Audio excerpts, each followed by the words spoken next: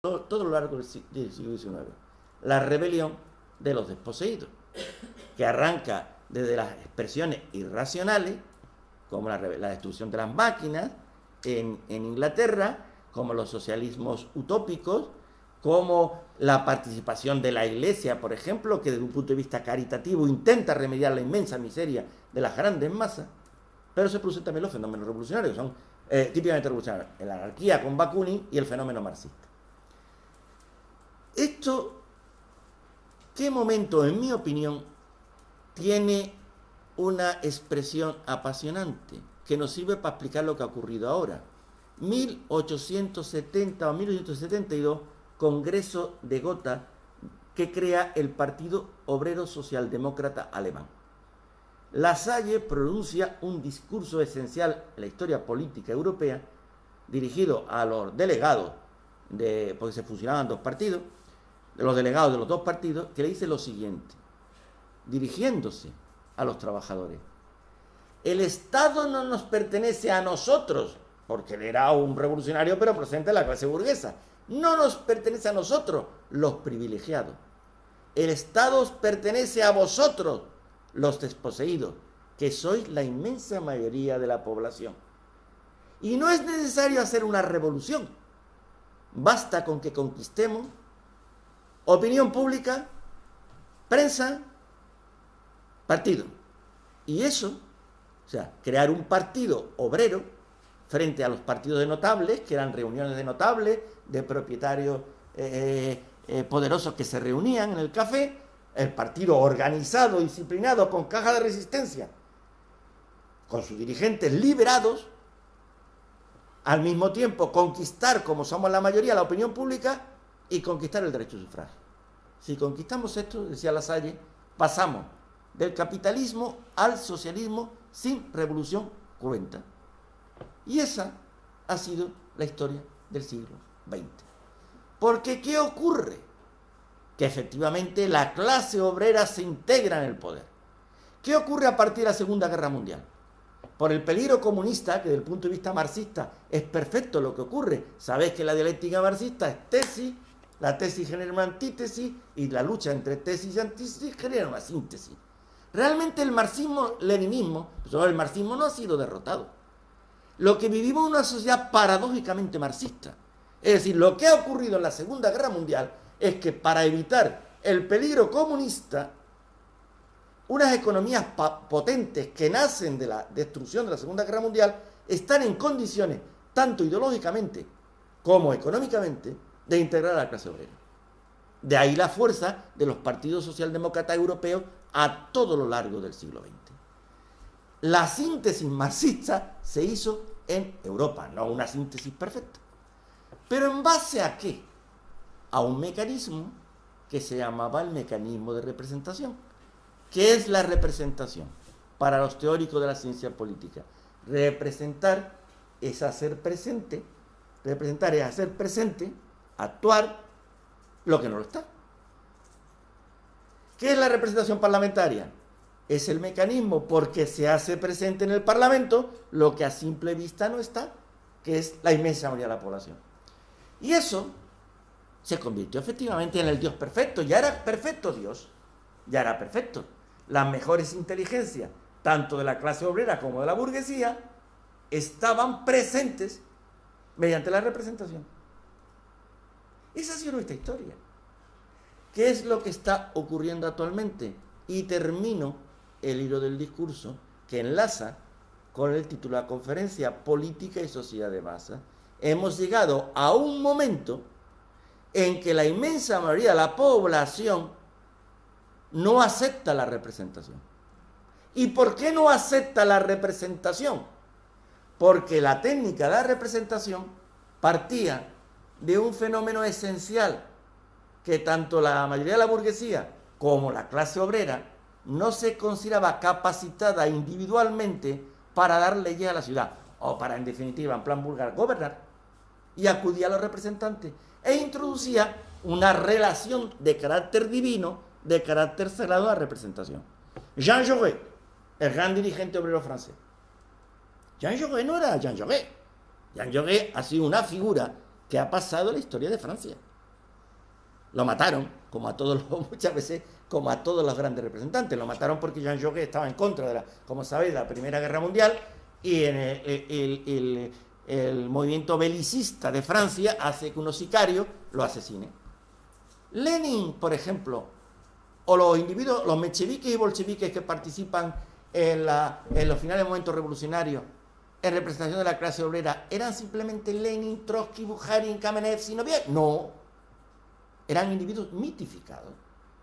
La lucha entre Stalin y Trotsky ha sido una lucha que ha dominado la historia política de Europa y de Occidente durante prácticamente un siglo.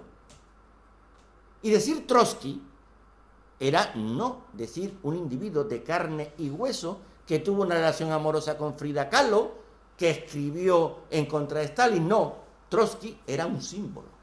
En España, la pasionaria, para hablar también de la clase obrera, la que teóricamente no tenía capacidad educativa para ejercer el poder. La pasionaria, que fue un mito para la clase obrera española, sobre todo en la Segunda República y después cuando llega la democracia. Pero quien dice la pasionaria, dice José Díaz, dice Santiago Carrillo o dice Marcelino Camacho. El prestigio de este tipo de personas. Entonces, pero el problema surge del momento en que... ¿Pero por qué? Porque la educación, la salud, la capacidad de movilidad social, que era lo que no tenía la clase obrera, con el estado del bienestar se consigue, con la síntesis se consigue. Entonces, unas masas que en los años finales del siglo XX, principios del siglo XXI, han accedido a la educación, a la salud, y en principio han conseguido las características propias de un estado de bienestar, ya no tienen por qué ceder la representación. Porque, como diría Rousseau, es una usurpación. Yo acepto la representación en cuanto me convenga, pero si yo estoy igual de preparado que el representante, me está usurpando usted mi capacidad de actuar político. Y la situación actual que vivimos, en mi opinión, es de una sociedad dominada por las masas. El Parlamento ha muerto. El Parlamento, vamos a ver, si es que se producen fenómenos verdaderamente curiosos. Actualmente, vamos a llamarle lo que yo no creo ya ni en la izquierda ni en la derecha, es decir, un intelectual, un masón, un filósofo, un escritor, no puede partir de tópicos. Todo lo contrario. La historia muere y está muriendo continuamente. La izquierda y la derecha es un fenómeno propio de la Revolución Francesa que llega hasta finales del siglo XX. Actualmente, ¿cuál es el problema que se plantea? Es el problema que os he dicho. Es de un problema de análisis de la realidad. De qué es lo que está ocurriendo. Y actualmente el fenómeno no es de izquierda y derecha. Porque vamos a ver, existe burguesía ya. El estado del bienestar lo que ha creado es una confluencia enorme de bienestar económico. Lo que ocurre es que estamos en un momento de crisis económica. Pero vamos a ver, ¿de verdad se está produciendo, como dice Piketty, la mayor desigualdad que se han experimentado en siglos? Yo voy a dar un ejemplo, porque a veces, a mí me gusta hablar en términos teóricos, pero hombre, hay que introducir también factores personales. Yo nací fuera de España, en Tánger. Tánger era una ciudad cosmopolita, internacional, rica, pero Tánger era dos ciudades, o muchas ciudades, pero dos fundamentalmente, la ciudad, la Medina, musulmana, y la ciudad europea. La ciudad europea estaba llena, era sobre todo el Boulevard Pasteur, el Boulevard Anteo, estaba lo más rico de la sociedad europea.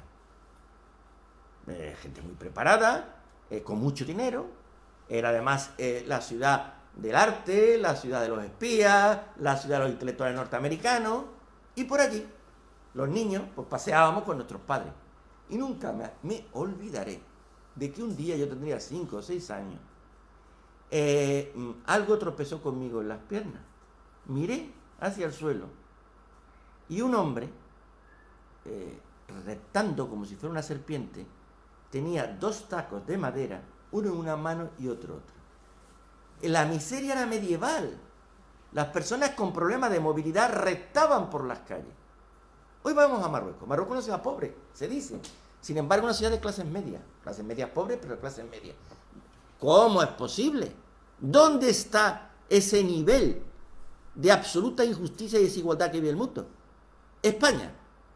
Hace 40 años, todos nosotros, bueno, un porcentaje muy alto, 50 años, ponle 100, teníamos nuestros padres en el núcleos rurales. Con todo lo que significaba eso. Pero no es que se tuvieran núcleos rurales, es que era una sociedad no de clases, sino, como diría Pablo Iglesias ahora, de castas. El hijo del agricultor, hace 100 años, no tenía la posibilidad ninguna de pensar que iba a convertirse en un doctor en filosofía. Y el hijo de un abogado, si descendía de nivel, era un escándalo para tal. Actualmente basta con pegar 4 patadas, como Messi, y resulta que tiene un chalet en el sitio más elegante y propio de la altísima burguesía de entonces, que era el lago Como. Vamos a ver, ¿cuántos de nosotros pudimos salir, de los de mi edad, pudimos salir al extranjero cuando éramos jóvenes? Ninguno. Bueno, algunos de vosotros puede que sí, pero ahora no se podía, porque nuestros padres no tenían dinero. Ahora, cualquier chico ha hecho Erasmus.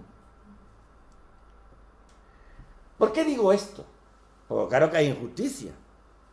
Pero lo que yo quiero decir es que actualmente el paso a sucesiva ampliación del poder de Dios al rey, por cierto, hay un ejemplo perfecto de esto.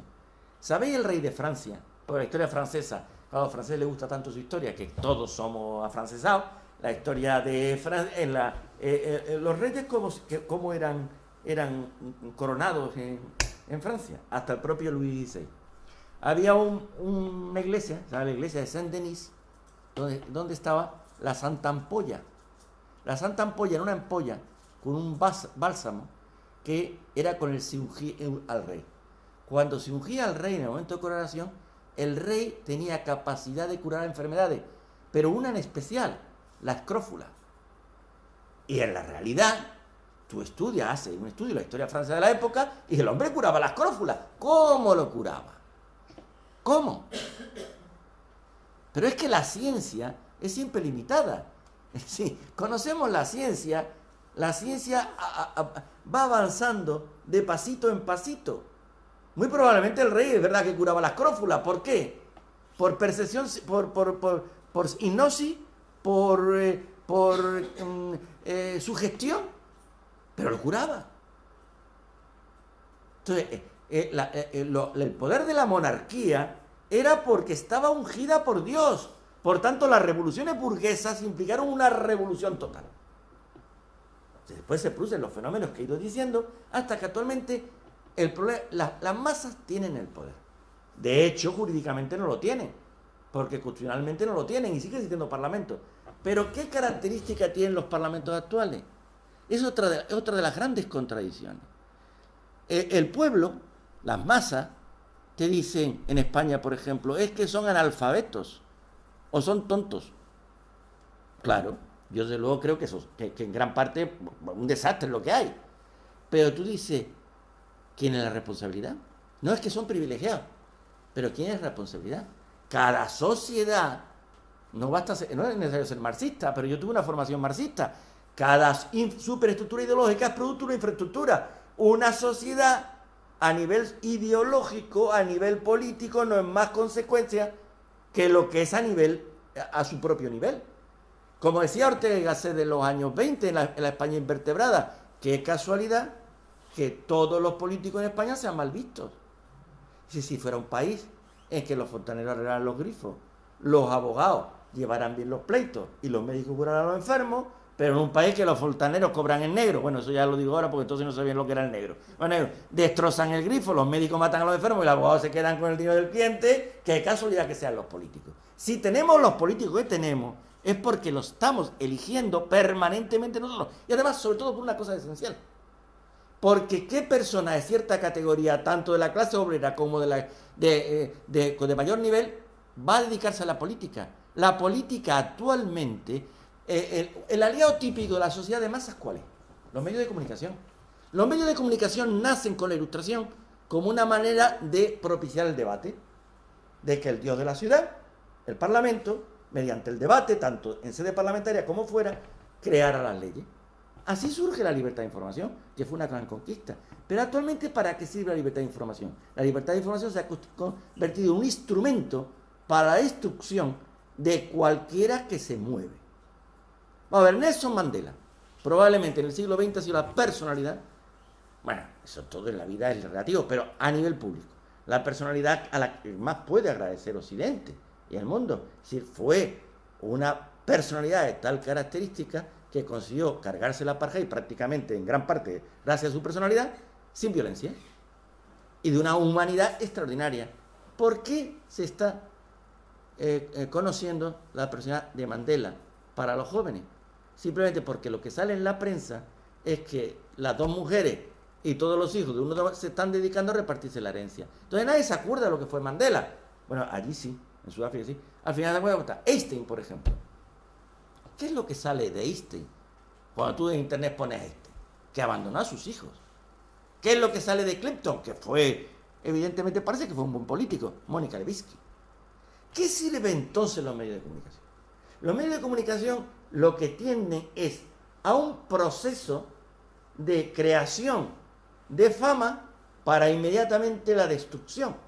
De tal manera que hoy día es casi imposible que ninguna persona que tenga un honor o una intimidad que defender quiera dedicarse a la vida pública. A ver, ¿Manuel Azaña sería posible hoy? ¿Manuel Azaña se iba a dedicar a la política? Es el gran político del siglo XX español, Manuel Azaña. ¿Se iba a dedicar a la política hoy? Alcalá Zamora, Fraga, Felipe González, ¿qué tienen que ganar? Porque en la vida es un problema, para cuando te dedicas a la política es porque tienes un sentido del bien común y porque evidentemente existe el ego. A diferencia del mundo oriental, que es un mundo que intenta destruir el ego, el mundo occidental está construido a través del ego. Pero ¿qué ego vas tú a expresar en una sociedad que en el momento que sale a la palestra te va a destruir? Por tanto, tenemos la clase política que queremos consciente o inconscientemente. Además, la inmensa, vuelvo a repetir, ¿qué es la masonería? El paso de la masonería operativa a la masonería especulativa. Construir catedrales, construir el hombre. ¿Qué hombre vamos a construir? ¿Qué hombre vamos a construir si la salida a la arena pública implica un combate de gladiadores? ¿Merece la pena? ¿Qué estamos haciendo? Un tipo de sociedad en que la inteligencia abandona la arena pública y se refugia en la soledad, porque no cabe otra cosa. Y además, una sociedad que destruye los conceptos clásicos con lo que la humanidad se ha movido durante siglos. Vamos a ver, la corrupción, para sacar de todo. ¿Qué es lo que está ocurriendo? Vamos a hablar, yo no soy político, por lo tanto puedo hablar lo que me da la gana. La corrupción. Falso. Es que la sociedad española es corrupta. Vamos a ver. Cuando uno está viendo lo que está pasando en Gürtel, dice claramente lo que ha pasado y que lo sabía todo el mundo, además. Habían construido la administración pública, que teóricamente estaba regido por principios de eficacia, de imparcialidad sobre todo, y de honestidad. Han convertido la administración pública en un sistema que han hecho todos, desde el 3% de los catalanes hasta el PSOE, hasta el PP, Izquierda Unida, la verdad, creo que no, pero no lo sé tampoco. Es decir, es posible que sí, pero no ha habido caso, claro. Pues han convertido la administración en la manera de financiar los partidos. Y eso es algo que ha hecho todo el mundo. ¿Y quién lo hizo? Eso basta con leer. Fue Italia. Y hay un caso concreto, ya no me acuerdo cuál fue, no lo he tomado la nota, pero en Italia, en una de las visitas que hicieron dirigentes políticos italianos en los primeros años de la democracia y le plantearon el problema de la financiación de los partidos, fueron los que le dijeron, pero sois idiotas. En Italia esto es así. Lo han hecho todos. Todos. ¿Qué ocurre? Que al final es un ejercicio de hipocresía colectiva. Mirad, en Italia el fraude fiscal era un fraude generalizado. ¿Qué es lo que pasó? Hace un montón de años, yo creo que yo era un niño, detuvieron, la llevaron a la cárcel a Sofía Loren. ¿Para qué hicieron eso? A partir de ese momento ya no hubo fraude fiscal. Pero la pobre fue una desgraciada, porque le tocó. Aquí fue con, ¿cómo se llama? Con Lola Flores. Como la Lola Flores, era como era ella, la pobre, esa sí que no fue a la cárcel. Pero la Flores pidió dinero, creo que pidió una peseta por cada uno. Tenía razón el Ministerio de Hacienda, claro. Pero tenía razón completa. Mentira. Era un instrumento ilegítimo, porque así no se hacen las cosas, para provocar un miedo en la población. Vamos a ver. En las urbanizaciones donde vais a ver a cualquiera de vosotros. Los que no alquilamos, si tenemos algo, pues no tenemos... Hombre, a mí concretamente nunca se me ocurriría, pero no tenemos ese problema. Pero vosotros tenéis algún amigo que haya alquilado un chalet en la costa y lo haya declarado a Hacienda. Pues ese mismo señor que no declara eso a Hacienda, cuando ve, dice, hay que ver qué político más corrupto. Falso. Cuando tú vas al médico privado, no te da una receta jamás. Por tanto, el mundo, si lo queremos analizar, tenemos que intentar desvelar el telón y ver lo que hay detrás. Y todo lo que está aquí actualmente es falso. Lo que pasa es que vivimos de tópicos. Si cuando Inocencio X dijo aquello de que ha llegado a mi conocimiento que individuos de la Alta Alemania se entregan a los demonios incubo y sucubo por su exceso, se lo creyó, se lo creía.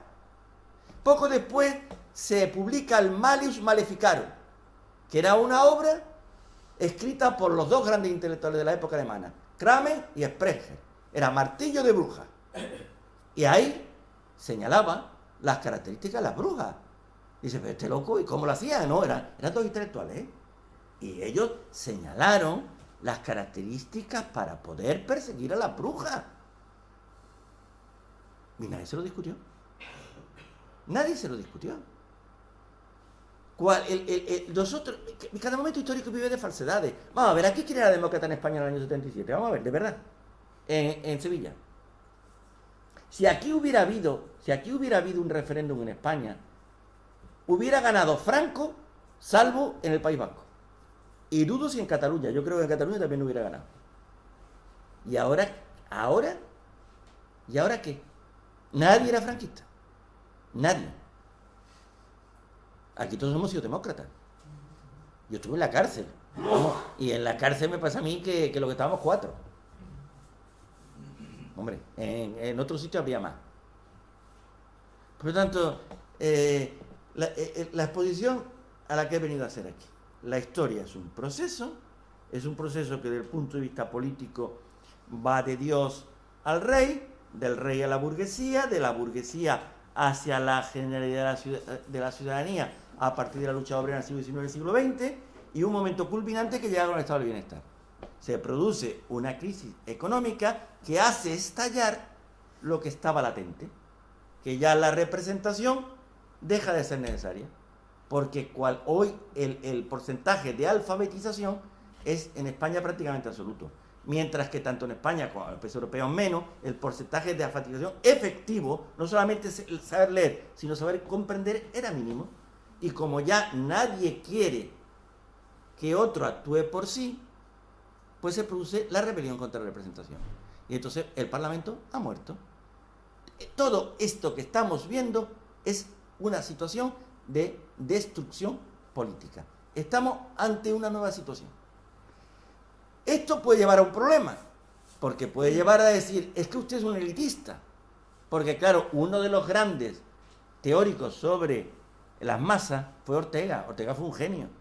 Pero Ortega, en la Rebelión de las Masas, que fue publicada en los años 20, fue un visionario, decía, estamos en un momento peligroso para la historia de Occidente, puesto que están dominando las masas, lo decía en los años 20, y como las masas por sí mismas, no, por esencia, no pueden tomar el poder, pero él porque lo decía, porque le resultaba, si quiere, hasta estéticamente, el que gente más humilde tuviera el poder, pero no es el problema. Si el hecho de que las masas tomen el poder, que se vaya a ese mecanismo de participación directa en vez de participación indirecta, puede ser plenamente positivo. Plenamente positivo. Lo único que hay que constatar es la realidad de lo que está ocurriendo. Por lo menos saberlo. Por lo menos saberlo. Además, todo hay peligros. Porque no será que aquella historia de la ciudad que hemos hablado, que era la historia de la ciudad de Dios, y que fue sustituida por la ciudad del hombre, ¿cuál era su característica? La individualidad. Eso que os he dicho de Dios tocando el dedo del hombre y llenándose de energía. Han sido siglos en que el hombre pretendió rivalizar con Dios. Rousseau decía en las Confesiones: yo seré igual que los demás, estoy lleno de defectos, no tengo por qué presumir de nada, pero al menos sé una cosa: soy diferente. Qué tremenda egolatría, ¿verdad? Pero es lo que todos nosotros hemos querido expresar a lo largo de nuestra vida física. Hay un momento esencial en que el hombre se siente solo, el momento de la muerte, que podría demostrar nuestra individualidad. Pero ¿no será que lo que está ocurriendo es la destrucción de la individualidad? No vamos hacia otra cosa. Mirad, si vais a Internet, que teóricamente es un vehículo revolucionario, mirad en Google y mirad a dónde, porque hay sitios donde se puede ver aplicaciones, cómo saben todo lo que tú has estado consultando a lo largo de toda tu historia en Internet. Lo saben. Yo no digo que haya una conspiración que lo sepan 4 personas. Podemos saber incluso todos. ¿Qué ocurre además? Es un fenómeno estamos aprendiendo una destrucción de la intimidad. Todo el mundo saca todo en Internet. Por tanto, si la intimidad desaparece, al desaparecer la intimidad, desaparece la individualidad. Y termino haciendo una pregunta. El hombre es producto, si tiene razón Darwin, que a lo mejor no la tiene, es producto de un proceso evolutivo que empieza con la Australopithecus afarensis, Australopithecus amanensis, Homo habilis, Homo erectus. El Homo erectus sale de África. Hacia Oriente, durante siglos domina el Homo erectus, que va evolucionando también. Hacia Occidente llega el Homo de Neandertal, hasta que de repente hay una evolución en el árbol de homínido y aparece el Homo sapiens sapiens, que destruye prácticamente a todos los competidores, se queda como el rey de la creación. Pero la historia del hombre, si la historia del animal es una historia de evolución y de adaptación, la historia del hombre, que es un animal, es una historia de adaptación. ¿No será que en este momento intelectual, en este momento evolutivo, se esté haciendo innecesario el hombre individual? Hay un libro que recomiendo que se llama Superinteligencia, que habla de las distintas posibilidades de la superinteligencia. Una de ellas, que es la que estéticamente me resulta más hermosa, pero horrible, es la de que en el fondo lo que vamos es hacia un cerebro interconectado y absoluto. Por tanto, desde el punto de vista de la evolución, ese es a lo mejor nuestro futuro. ¿Y por qué vamos a decir que es moralmente positivo o negativo? No lo sabemos. Pero entonces habría que concluir que el hombre está a punto de perder la historia, tal como lo entendemos. Nada más. Bueno.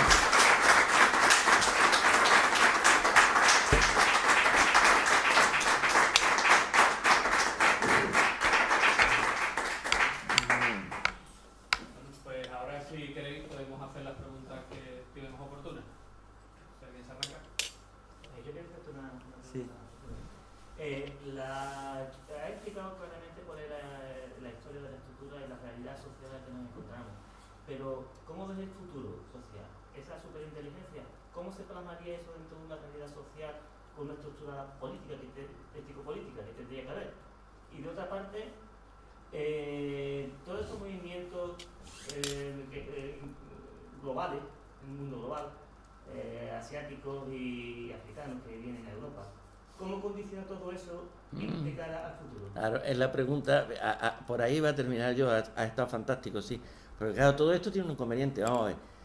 Todo esto sería, si pudiéramos analizar como Francis Fukuyama. Francis Fukuyama, en el fondo, como si somos animales, una de las características del animal es la competencia, por tanto los celos y la envidia. Todas las personas interesantes, personas inteligentes, que las que hemos comentado, que son en parte destruidos por los medios de comunicación, son objeto de crítica. Francis Fukuyama hizo El fin de la historia y ha sido en Europa súper denostado. Y sí, es verdad que Francis Fukuyama se ha equivocado en muchas cosas, pero tuvo ideas sobre todo muy brillantes, muy de Harvard. O sea, él ha terminado la historia. ¿Ha terminado la historia? ¿En qué sentido había terminado la historia para él? En que la lucha ideológica había terminado. En ese sentido tiene razón. Es decir, ideológicamente, la situación actual no plantea conflicto ideológico. No plantea, durante todo, vamos, prácticamente de la Revolución Francesa hasta muy avanzada la posteridad de la Segunda Guerra Mundial, la lucha ideológica ha sido fuerte, hasta que cae el muro de Berlín. Vale. En ese sentido, la lucha ideológica, si no hubiera lucha ideológica, todo esto que te estoy diciendo es normal, es decir, es proceso normal. Es decir, las masas quieren hacer efectivo el poder, vamos a no dar un calificativo peyorativo. La ciudadanía quiere llegar a la participación directa, hay que buscar mecanismos de participación directa, que ese es el fenómeno que además políticamente se está viendo. Tú lo ves, el tema de las primarias. Todo esto es un disparate por otra parte. El tema de las primarias es no saber lo que es un partido, lo digo por inciso. El partido por esencia, ¿cuál ha sido? Porque los partidos son un fenómeno de la clase obrera, no de la burguesía. La burguesía tenía el fenómeno notable. Entonces los partidos burgueses imitan a los partidos proletarios. Y Lenin, por ejemplo, que decía, el partido de la vanguardia de la clase obrera. ¿Tú te crees que el Partido Comunista, yo como he sido militante comunista, será que todavía estoy influido? Pero es de lógica. Un partido, y menos el Partido Comunista, ¿cómo va a dejar la dirección del partido a las bases? Si es la vanguardia de la clase obrera, es los estamentos dirigentes de la clase obrera los que tal. Pero eso ha sido siempre así. Un fenómeno de primaria, ¿a qué nivel? Como el norteamericano. ¿Tú te imaginas en España que unas primarias abiertas? Lo primero, como aquí somos tan sinvergüenza, a las primarias de eso iban los otros. Claro. O sea esto no tiene. Pero bueno, esto es un inciso. Vale. Vamos a ese fenómeno si no hubiera el problema que hay, hubiera sido el normal, el que yo estoy diciendo. Pero es que aquí hay un elemento que está produciéndose porque la historia nunca es segura, que es un fenómeno que siempre se ha hablado, pero se ha considerado incluso reaccionario hablarlo: la decadencia. La decadencia. Porque, vamos a ver, la historia de la humanidad cabe en varias interpretaciones, porque los historicistas parten de la idea de que la historia tiene leyes. Basta con conocerla, como lo que yo he explicado en el Ilustrado. El historicista perfecto es un marxista. Hay que conocer la realidad de la historia y la historia tiene un futuro, que en el fondo es una idea cristiana, porque el origen del historicismo marxista es el cristianismo. El cristianismo es el primero que dice que el tiempo, frente a la idea del tiempo eterno, del tiempo cíclico, el cristianismo plantea un tiempo que tiene un principio y tiene un final. Por tanto, la idea de progreso. Vale. La idea de progreso no es segura, ni muchísimo menos, porque la decadencia ha sido un fenómeno que ha acompañado la historia de la humanidad, hasta el punto de que la historia de la civilización, y esto es una cosa leída, eso yo no tengo pruebas, pero es verdad, camina de oriente a occidente. La era precristiana, Roma, España, porque realmente fue el primer gran imperio global. Inglaterra, Estados Unidos, y Estados Unidos va hacia allí. Por tanto, y se van hundiendo, es decir, Grecia hunde. Cuando tú vas a Grecia ahora mismo, que te encuentras son ruinas. Roma no está del todo hundida, porque Roma después tuvo una segunda Roma, que fue el Renacimiento, pero el poderío de Roma como civilización global ha desaparecido. España está destruida. España, en el fondo, ha sido destruida porque España representó un momento interesantísimo en la historia de la humanidad. Fue el momento de la contrarreforma, y además los valores hispanos eran los valores premodernos. Era la conquista, la reconquista, la lucha contra el infiel, la defensa de la Iglesia Católica, el heroísmo. Esos eran valores, la espiritualidad, el misticismo, eran valores premodernos, y creó una determinada sociedad. Cuando una sociedad es tan poderosa, se la destruye a sangre y fuego. España, desde 1648, que fue el Tratado de Westfalia, aguantó desde el punto de vista político prácticamente hasta la batalla de Trafalgar, pero a partir de la batalla de Trafalgar se hundió, y aún ahora España sigue siendo destruida. O sea, Ortega decía una cosa que puede ocurrir: España va a quedar reducida a Castilla, Y estamos en un momento que es muy posible, ¿no? Bueno, si la fenómeno de decadencia existe, y yo estoy convencido que existe porque está ahí, ¿qué está pasando ahora en Occidente?